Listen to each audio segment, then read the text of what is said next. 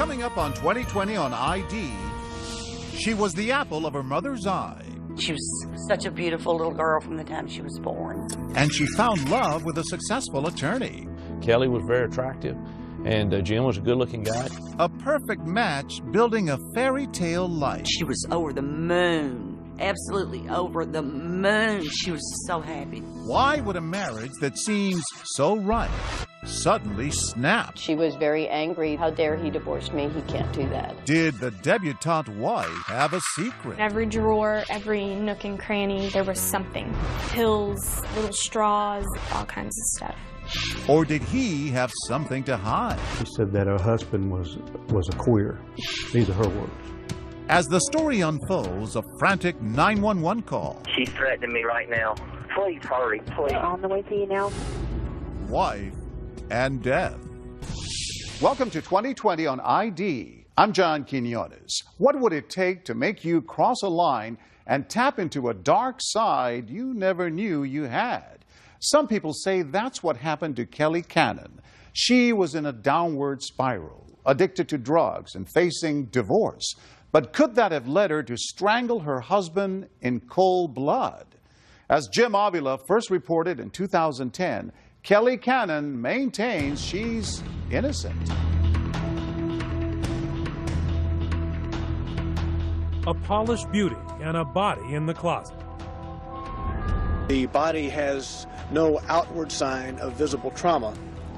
However, we believe this death to be suspicious, and it is being investigated as a homicide. At the heart of the matter, Kelley Cannon, who lived a charmed life, pampered in the way Southern girls of privileged birth can be. Her father, a prominent Nashville plastic surgeon. Her mother, Diane Sanders, raising her as a debutante. She was just such a beautiful little girl from the time she was born. She's very feminine. Kelley attends Tennessee's finest schools, finishing at Harpeth Hall, an exclusive private all-girls prep, home to actress Reese Witherspoon and country singer Amy Grant, and where Kelley was a cheerleader and the prom queen. Maggie St. Francis was her friend. My mother went to Harpeth Hall, and it is known for refinement, and most women that come out of there are super intelligent. They got it going on. It definitely is a major stepping stone for a woman to come out of that school. She thought about following in Dad's footsteps and medical school. But as that dream fizzled, another one blossomed. Kelley met Jim Cannon. Kelley was very attractive, and Jim was a good-looking guy. He was a young lawyer, and I think they made a good couple. And I think he really grew to love her. They quickly became one of Nashville's hot couples. Jim is a man about town. Amy Houston was there when Kelley and Jim first started dating 15 years ago. Jim was great. He really liked people, and he could talk to anybody. And then when he started dating Kelley, he had brought her in, and we all kind of adopted her as one of the girlfriends. Jim had a more difficult childhood, boarding schools and parents who divorced when he was a boy. But as Kelley remembers, no one could keep them apart. He was very witty, extremely funny, and wry, and we were very, very close friends as well as lovers. Frankly, Mom thought Kelley was too good for Jim Cannon, who, while an attorney, had business failures and was actually in bankruptcy when Kelley told her parents of marriage plans. Personally, I didn't see it, but I said it's her life. And Kelley got the wedding she and her mom had planned since childhood. The wedding was absolutely fantastic.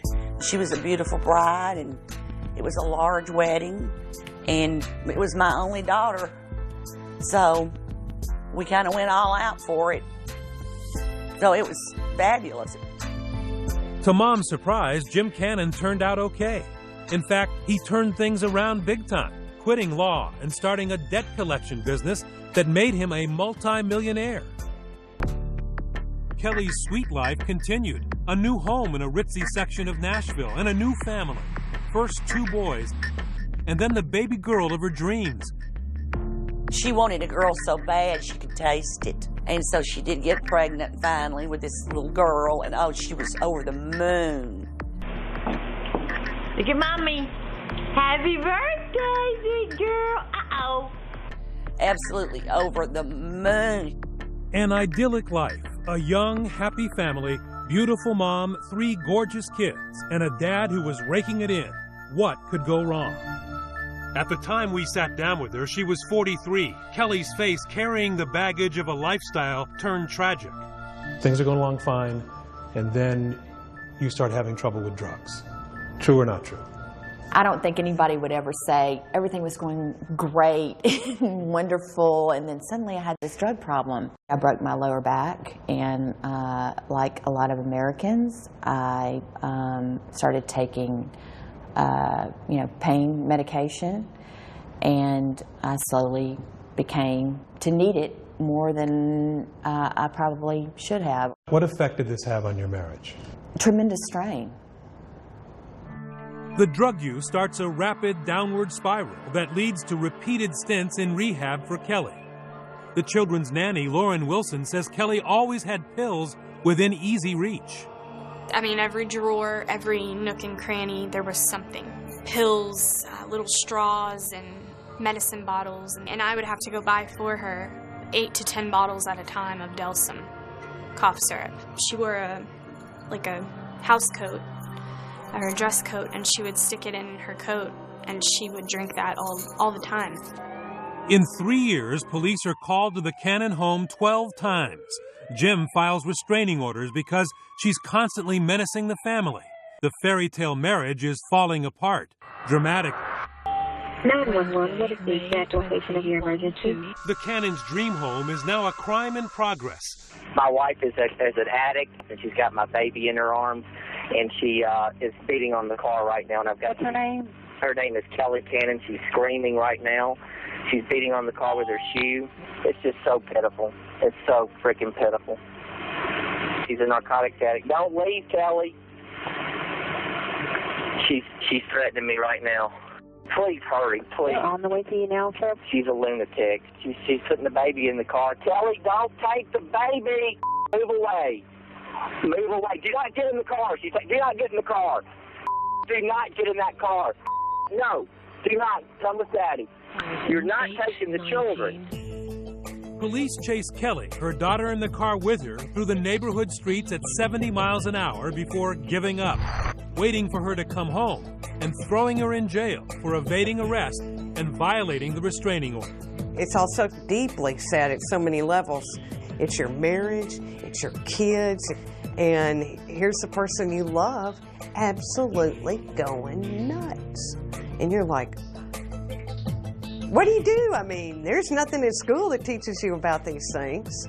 And he had just filed her off to every place he could to get her help or whatever. And they went to therapy and counseling and did whatever they could do. And I know that Jim did his best, but it's a two-way street. I thought it was incredible that he had hung in there as long as he had. He just wanted her to get better. He didn't want a divorce. He wanted her as a wife and mother. But finally, Jim Cannon had enough. He calls his friend and prominent divorce attorney John Hollins and reluctantly gives the okay to end the marriage. After that incident, because it endangered the child, I mean, it scared him to death, scared the police to death.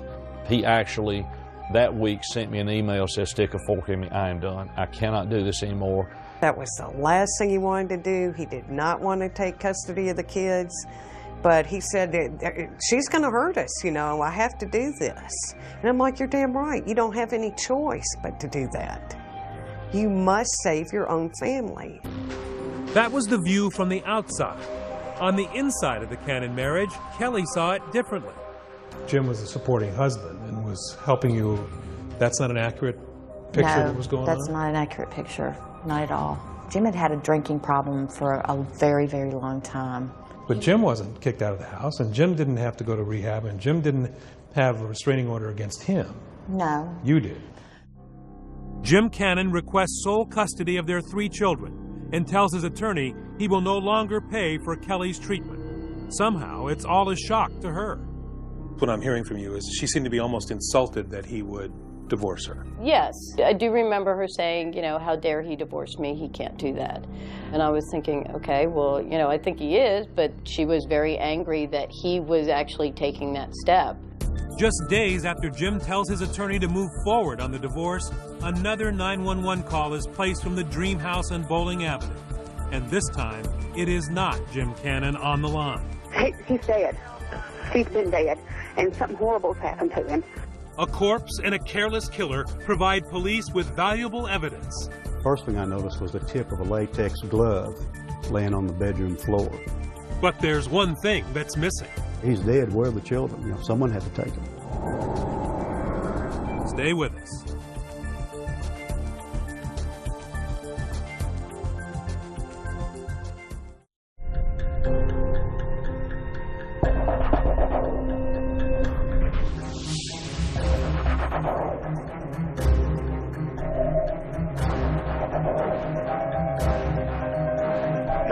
What's the address for the emergency? We need an ambulance immediately. He's upstairs naked in the closet and he's not breathing. It begins with frantic phone calls from a housekeeper starting her day at the Cannon stately home in Nashville's prestigious Green Hills district. She sees something suspicious in the room where Jim Cannon often sleeps. The dresser has been moved in front of a closet. Good evening. Metro Police investigate a suspicious death in West Nashville. Police say the victim is a local attorney. A housekeeper found James Cannon's body. 45. Is he conscious? Is he conscious? No. No. He opened the closet door and found him. He's beaten. He's been beaten and he's dead. Scared to go near him. He's naked. We put a blanket over him. The nanny turns the phone over to the maid, who tells 911 there's nothing they can do about Jim, and they want the police to know about the kids. They're missing.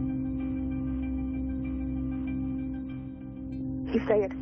All right, well, why do you think he's dead? Something's happened. There's He's cold and stiff. I hadn't touched him. He's definitely stiff. He's white, except for he has markings all over him. He has red markings all over him. He's white, except that he has... Oh, God. All right. Can I give you instructions on how to do CPR until the person gets there? No, there's no CPR. He's dead. He's dead, and he's been in that closet since I got here at 8:30 this morning. And someone closed the door on him and pushed the dresser into the closet. The kids are gone. All of the kids are gone. Both of his cars are here. He's had major problems out of his wife. I even have a paper that's got a restraining order where she's not to come around. I think that she has came, and that's what's happened. Somebody needs to find those kids. The next call from the house staff goes to Kelley Cannon's mother, Diane. The phone rang, and it was the housekeeper. And she said that I needed to get over there right now, that Jim was dead. And I said, he's not dead. I just talked to him last night. And in fact, he had invited me over there for dinner that night. It got to be a little late in the day, and I said, no, I don't think I want to get out this late. And I said, I'll catch you next time or something. And I was the last to talk to him, evidently. Diane is in disbelief. I said, have you felt for a pulse? And she said, no, he's dead, he's dead. And I said, he can't be. James Cannon lived in this house with his 3 small children. This morning, he was found Kelley dead. Cannon had been thrown out of her dream house. Jim, fed up with her drug abuse, explosive outbursts, and neglect of the kids, took her keys, and she isn't allowed on the premises anymore. He now lives here with his 2 boys and infant daughter, with daytime help from both a nanny and housekeeper. On the morning of June 23rd, the help showed up to an open back door. Lieutenant Brad Putnam is lead detective on the case. There was no indication of forced injury at all. But upstairs, there was plenty of indication of foul play. After his separation from Kelley, Jim Cannon often slept alone in the bottom bunk of his boys' beds. They, in turn, slept in the master suite. Around the bunk where Jim had slept the night before were bottles of mineral water, his briefcase, and the disheveled bedding. No Jim. But in the boys' closet, a horrid scene. The victim was laying on his right side. He was nude. He did have bruises and abrasions on the right side of his face and under his right eye. And just below his chin, what appeared to be the fatal injury. deep grooves around Jim Cannon's neck. Between the parallel marks, you could see, a little bit of blood in the skin. The skin was broke. He also had a little bit of blood coming from his nostril and his mouth. And is that consistent with when you strangle, what happens? Definitely around the neck, yes, sir. Detectives quickly look around the bedroom for a murder weapon, and within minutes turn up what prosecutor Katie Miller would call a weapon of opportunity. What do you believe was used to kill him? I believe it was the cord from the phone charger, because the base of the charger was there at the scene. The cord had been ripped off. Jim Cannon's blood was on the base. And I further believe that those marks all over his face were the prongs from the charger somehow hitting his face. In those first few moments at the bedroom crime scene, Detective Putnam makes another huge discovery, perhaps the biggest piece of evidence left behind by whoever took Jim Cannon's last breath. First thing I noticed was the tip of a latex glove laying on the bedroom floor. And laying down next to the victim's feet was another latex glove. And inside the closet, a strong-smelling clue that someone was trying to erase their tracks. A very strong odor of bleach in this closet. Matter of fact, there was an empty bleach bottle about 2 feet from his head. As police are searching the bedroom, they're told that custody of the couple's 3 children is a major flashpoint, and now no one knows where they are. So police must face a second, perhaps even more urgent mystery. I don't know if they were hurt, but I mean, both vehicles are there. He's dead. Where are the children? Someone had to take them. And what did you know about the wife at that time? I had been informed that they were going through a divorce. So we had a patrol unit go over to the condo where she was staying at, which was less than probably 5 minutes away. Police would soon have their answer. Were they investigating a single murder, or were the Cannons' children the next round of victims? A possible explanation for what happened that fateful night. I have to get the boys and get out of here because whatever's happened, I have to leave right now. Stay with us.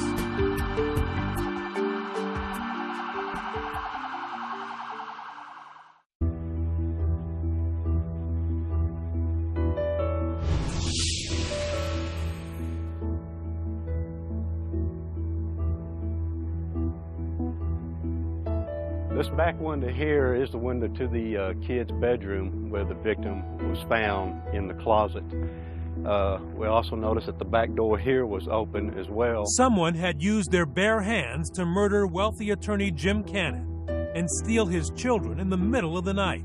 Police quickly found the murderer's point of entry. There was also a chair in front of this window, and it was obvious that the curtains had been pushed over to the side so the person could gain entry, crawled in through this window to get, onto the chair and then into the house. But what they did not know yet was who took the kids and how he or she got out of the house, until police went a few blocks away to the estranged wife's condominium, where Kelley Cannon answers the door, missing baby on her hip, 2 boys watching TV. The kids are alive. Now detectives, tape recorders rolling, want to find out how they got there, without letting on to Kelley that Jim is dead. When's the last time you talked to him on the phone? Last night. Kelley says she was out with a friend when her husband called her on the cell phone. All I know is that he sounded crazy. The friend was Amy Houston. It sounded like it was him based on the way they were arguing. What was she saying that you could hear? That you can't have the kids. I mean, they're mine. And she was very angry that night, saying things like, how dare he divorce me? He can't divorce me. But Kelley has a different recollection of that phone call. She says it was a plea for help, that Jim was in distress and despite the order of protection, wanted to see her. I wouldn't have gone there, but Jim called me and told me to come over. Kelley tells police she hesitates to visit the house, but in the middle of the night, she becomes worried about Jim. A sixth sense, she tells us, that pulled her back to her dream house. He was very, very angry when he called, and he wouldn't tell me what he was angry about. But something was off. And so I drove into the driveway, and the door was open in the back. and things were very awry. I just got that feeling in my gut. She said the house was in disarray, that she called for him, didn't get any answer, that she went upstairs and the baby was crying, and that she got the baby and the two boys, and she left. So, of course, the next obvious question would be, well, why didn't you call the police? Such a good question. I had to ask it, too. Nobody grabs their children in fear, goes home and goes to sleep. That person goes home and calls the police.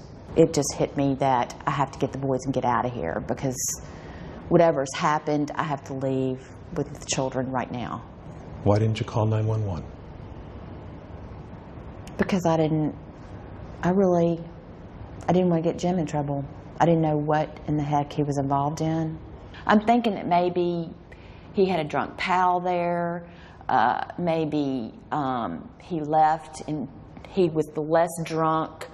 I'm thinking I'll hear from him the next morning is what I'm thinking. And if I don't hear from him, I'll call him. That's what I'm thinking. You thought that he had brought somebody home who had left his house in disarray and left the children there. Yes, I do. In fact, Kelley says when police questioned her that morning, she didn't know Jim was dead. You have the children. The last person maybe to talk to him. He was still dead. Yes, ma'am. How did he die? He was laying there dead by himself. But police are not buying it and become even more convinced that Kelley Cannon is hiding something when they look around her condo and can't believe their eyes. Right there in plain view is what looks like a match to that first piece of critical evidence found near Jim Cannon's lifeless body. Well, in the living room, laying on the floor was a grocery bag, and I looked down in the grocery bag and there was a box of latex gloves. It's not like these gloves are in a pantry or in a cabinet, but right there laying on the living room floor in this grocery bag. And we knew the killer wore gloves, so that was pretty significant. Got my arousal up like, what's the deal here? Detectives are so interested in the gloves, they visit 2 drugstores to see if surveillance cameras have picked anyone up buying white latex gloves the night of the murder. And sure enough, there she is, caught on tape. She walks over to where the box of latex gloves are located, picks them up, puts them in the bin, continues to walk around a little while in the store, and the camera shows her walking out the front door past the cash registers and not paying for the gloves. Any idea why she would do that and not pay for them? Well, I wouldn't pay for them because there's a possibility there could be a paper trail. I'm not captured on camera stealing it. I go out of vision of the camera while I'm at this counter, and then I leave. I'm sure I paid for it in cash. Okay? So you did pick up the gloves, but you paid for them? Yes. But they couldn't find a receipt for it either, right? No. So that's why I think they say that you shoplifted it, because there was no receipt. Well, it could be, yeah. You realize that looked pretty bad, right? It's just a very convenient place. It was very ill-timed. It's very convenient to say I shoplifted. Paid for or not, the latex gloves are key evidence, and not just because Kelley is seen leaving the store with them. Prosecutor Katie Miller calls it the single most important piece of forensics in the case. Well, the tip of the latex glove, absolutely. We were very lucky that she overlooked that in her haste to clean up the crime scene and get out of there with her 3 children, because that had damning evidence in it. It had her DNA on the inside and Jim Cannon's blood, his DNA on the outside of the tip of the glove. Still, the evidence against Kelley Cannon is not a slam dunk. We didn't have the smoking gun. We didn't have the eyewitness. We did not have a confession. What she had was a 90-pound anorexic woman, recently out of rehab with little muscle tone, a tiny person, accused of using her bare hands to strangle her husband with no outside help. That someone was able to get the cord around his neck quickly and use the leverage, and that's what killed him. He was hit on the head in a concussive fashion. He had a lot of little superficial contusions. And I have to stop for a second. Sure.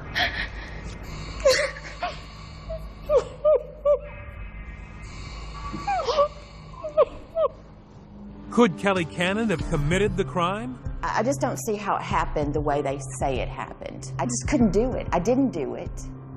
There's no possible way. And for the first time, you'll hear Kelley Cannon's real defense, one never even mentioned in court. So you believe he was involved in some kind of rough alternative sex? Yes. Stay with us.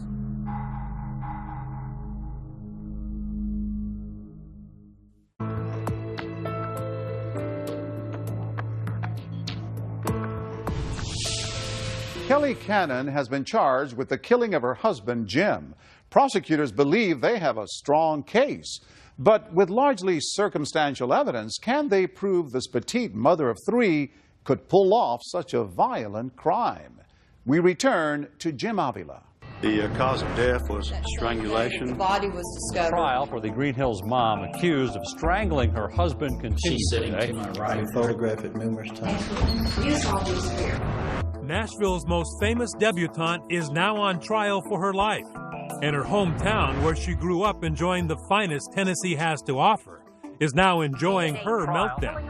Prosecutors say Kelley had a serious drug addiction and James had a restraining order against her. Everything points in Kelley's direction. Police even quote her own mom against her. I asked her, well, do you have any idea who you think would have done this? And she stated, Kelley did it. Kelley probably did it. And I mean, that just caught me off guard. She implicated her own daughter? Exactly.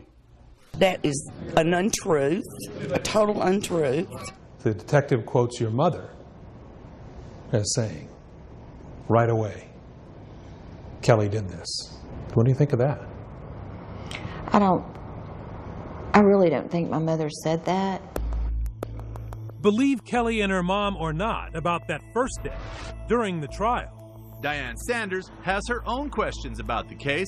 Diane Sanders is her daughter's biggest defender. A little girl of her size could not have done this. There's no way a 90-pound girl could do that much damage to a man of his size. The theory that they have is that someone, you, surprised him in a drunken stupor, were able to put a cord around his neck and strangle him to death. I just don't see how it happened the way they say it happened. I just couldn't do it. I didn't do it. There's no possible way. People can do amazing things under amazing circumstances, and I think women are sometimes a lot stronger than people give them credit for. And Jim Cannon, again, he was not a big man. Jim Cannon was in fact described by one friend as petite, 5'6", 163 pounds. The prosecutor insists you are certainly strong enough that you could have easily have done it. Do you see the logic in that? I see the logic in it, but I've put on about 30 to 40 pounds since I've been incarcerated. There's absolutely no way. It's just, it's ludicrous to me. Forensic pathology. Kelley's defense attorney hired a forensic pathologist who testified that Jim's injuries were massive. My opinion is that it would take a strong person. You would have to be able to pull this ligature very tightly and hold it with a large amount of force. And so again, that indicates somebody with substantial strength that was performing that act at the time. And the defense had its own glove evidence. Besides the incriminating latex found around the murder scene, someone dropped 2 other gloves in the backyard, perhaps during an escape. Prosecutor Katie Miller says that all looked staged. There was no DNA on them, and the agent testified that they appeared to have not even been worn, like they were just thrown there for whatever reason. Maybe to lead you astray. Right? Exactly. But Kelley hoped those 2 gloves would fit in with her own theory of a mystery man killing her husband. One she says she hid from police and never took the stand to tell the jury. A secret she says she kept to protect Jim. And it's the real reason, she says, she didn't call 911 the night she found her kids in the house alone and no sign of her husband. You didn't want to tell them what you really suspected? No. No. During police interrogation, she hinted at what she called Jim's demons. My understanding is that he was a fairly stable individual. No, he wasn't stable, and he was a bad drinker. Later that same day, she told another detective Jim used drugs and was violent. Has he ever beat you? Yeah. He has? You ever filed a police report? No. How come? Because I'm scared of him. But until now, Kelley has never publicly expressed her deepest fears. Her unsubstantiated, and to those who knew them both, unbelievably desperate claims that her husband lived a wild lifestyle of booze, drugs, and rough sex with strangers that no one but she saw. And that is what scared her so badly the night of the murder. I freaked out. I freaked out. I mean, I didn't know what to think. And today, do you believe that this alternative lifestyle was not only the source of your fears, but may have been the reason why Jim is dead today? Yes, I absolutely do. So you believe he was involved in some kind of rough alternative sex? Yes. The day I arrested her, she had made a comment that she said that her husband was a queer. These are her words.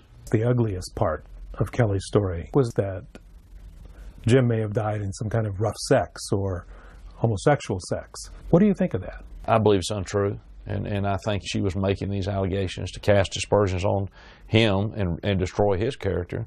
None of these allegations came out in the divorce. Had he been having inappropriate relationships with a man or a woman, you know, that's very relevant in a divorce. Police say there is no evidence to back Kelley's claims. In fact, tests were done by the medical examiner to see if Jim had sex that night. When you do an autopsy, you're also going to perform what we call an MLE. A rape kit. You're looking for semen. Correct. There was no indication of anything like that. And nothing like that was proven or even raised at trial, leaving a very frustrated Kelley Cannon. I didn't do this, and for some reason or another, nobody is interested in finding out who did. In a moment, the case against Kelley. Every piece of evidence will point to Kelley Cannon, including a devastating surprise witness. A surprising confession Kelley allegedly made to a bartender. And what did you do or say when you saw a picture of the woman you had seen in the bar that day? I cursed. I said, "Holy." Can you say that in court? Well, you just did. Stay with us.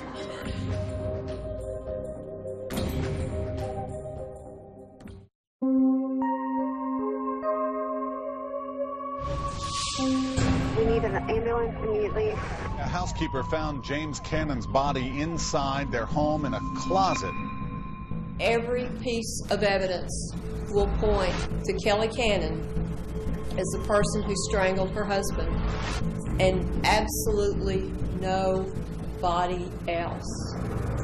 According to the state, Kelley Cannon is a 90-pound, 5-foot, size 0, anorexic assassin, the gloved avenger fueled by 3 glasses of wine on the night of Sunday, June 22nd, 2008. A summary of the prosecution's case from both sides. A Kelley Cannon kicked out of her dream house because of drugs and reckless behavior. Told by her husband in a phone call he would not share custody of the children. Friend Amy Houston was with Kelley when she got the news. She was talking about, that she felt that they were her kids and that he couldn't have them. Houston says a clearly agitated Kelley leaves in a hurry. It's just before 11 at night. Within minutes, Kelley is picked up by a surveillance camera at Walgreens. The tape says 11:17 when the loss prevention specialist says he can see Kelley take latex gloves from the shelf. You can see Mrs. Cannon put the box in her arm, is that right? Yes. Then the jury hears what Kelley says she sees in that videotape, in a phone call made in jail while awaiting trial. She's talking to a friend named James Dean Baker. They're all hung up on them gloves they got you at Walgreens about something. I don't know what that was about. Oh, that's just bullshit. There's somebody else that's that girl that he had the affair with. That's who they got on the tape? Yeah. She's probably the one that did it. The main thing we wanted the jury to get from that phone call is that she was not a truthful person. Clearly that's her on the videotape. Dr. Thomas Deering, the medical examiner, is called not only to establish that Jim Cannon was strangled, but how he was killed. This is about the right size of the ligature that could have been used to strangle this individual. And key to the prosecution case, did the doctor think Kelley was strong enough to do it? Without being an overly strong person, you can generate a lot of damage along that band. All you have to do is get it wrapped and hold it. You just have to hold the ligature for a couple of minutes and that person will die. Both the housekeeper and the nanny who discovered Jim Cannon's body told their shocking tale. What did you see inside the closet? I seen Mr. Cannon. Okay, and can you describe what he looked like? Color of the skin. It was not normal. It was dark. The first thing I seen in the palm of his hand, and it was like the color of charcoal. What did you do when you saw him in there? Immediately slammed the door back. I fell asleep in my mom and dad's room. And was anybody with you? But perhaps the most emotional testimony came from Jim and Kelley's oldest son. It was important for the jury to hear from somebody who was actually there and to tell them that it was just his mother who woke him and his brother up. There was nobody with her. Only the audio portion of his testimony was allowed to be recorded. My mom woke me up and she said, "We just have to go." And I said, "Can I go get a pillow?" And she said no. She seemed nervous and like jumpy. The younger of the two sons did not testify, but in a statement he gave to a forensic interviewer, called out for his father and was concerned that his father wasn't there. Why wouldn't she want him to go in the bedroom? Because that's where the dad slept, even though it was his bedroom. That's where the dad slept, but that's where all of their belongings were. That's where all their clothes, their toys, everything they had was in that bedroom. So we wanted the jury to know that Kelley Cannon told her son, "No, you can't go in the bedroom and get a pillow." So as they're leaving, they're asking, "Where's Dad?" And exactly. Jim and Kelley Cannon's oldest son also recounted a disturbing incident of domestic violence that happened just a month before his father's murder. He testified about the incident on May the 21st, where he says they had been arguing and then he saw his mother push his father on the ground. And finally, the blockbuster. A stranger with no axe to grind, didn't know Jim or Kelley. In fact, met her only once at a bar, 1 month before the murder. A lady came in, sat at the end of the bar. Aaron Bagley tends bar and is a good listener. And what he heard that night, he will never forget. She was so mad that she could kill him, then if he took the babies, tried to take the babies from her, that she would kill him. Idle talk, perhaps blowing off steam, Bagley thought, until he was at home watching television 5 weeks later. I saw a picture of her, and I recognized that it was the same lady that was in the bar that day. The DNA in the glove, matching Kelley's genetic code. Jim's blood on the outside of that glove point in her direction. Police also showed the jury the jeans Kelley was wearing the night of the murder. They had a bleach stain and Jim's blood on them. And even in the end, after 3 days of riveting testimony, Kelley Cannon's defense attorney relied mostly on her waif-like appearance to counter everything the prosecutors threw at her. Mrs. Cannon was simply not capable, physically or emotionally, to inflict the kind of devastating damage that you've heard about over the last couple of days. You saw the photographs that are evidence in this case. He's obviously asleep in bed, or he's in bed. Once Mrs. Cannon had the ligature around his neck, if he's passed out, if he's just asleep, Dr. Deering said he could be unconscious in 10 seconds. She's anorexic, she's asthmatic, she's subsisting on wine, enough prescription medications to choke a racehorse, and her ever-present inhaler. But the state's theory is that she morphs into a perfect killing machine. And with that, both sides rested their case, leaving Kelley Cannon's fate in the hands of the jury. Would they agree that physics are on Cannon's side? It is a whiplash deliberation. Within an hour, the jury has its decision. Kelley Cannon sat motionless. The jury returned the verdict, has reached a verdict in the case of a green. As news cameras roll outside the courthouse. Let's go live now to the Birch Criminal Court building. And I also understand that you do have a verdict in this case. Yes, ma'am. All right. Regarding the charge of murder in the first degree.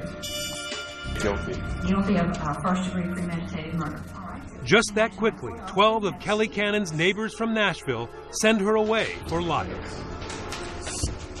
That's the quickest verdict I've ever had. I figured it'd probably take 2 hours, maybe 3 hours, you know. But I mean, like I said, the evidence was so strong. You know, you can't get around that DNA. DNA evidence is stronger than a witness, as far as I'm concerned, because you can attack that witness, attack his credibility, say he made a misidentification. You can't do that with DNA. Kelley Cannon did not testify. She didn't talk to the press after the verdict until now. When the jury came back and they said guilty, what were you thinking? I was just numb. I can't explain what it's like to live in this kind of bereavement and grief and loss. It's all painful. There's nothing that's not painful about it. Kelley says she misses her children terribly, but is ambivalent about a jailhouse visit. All three now live with Jim's surviving sister. Do you want them to come and see you here? Some days I do, and some days I don't. I just can't imagine I'm here. Are you surprised that a woman of this upbringing, this status, clean record before the drug problems, would land up murdering her husband? Very bizarre. The drug addictions, alcohol addictions, and the mental problems of mental illness. I think that combination was disastrous for her. I think it turned her at times into a very violent person. And yes, I am shocked. It doesn't really make sense.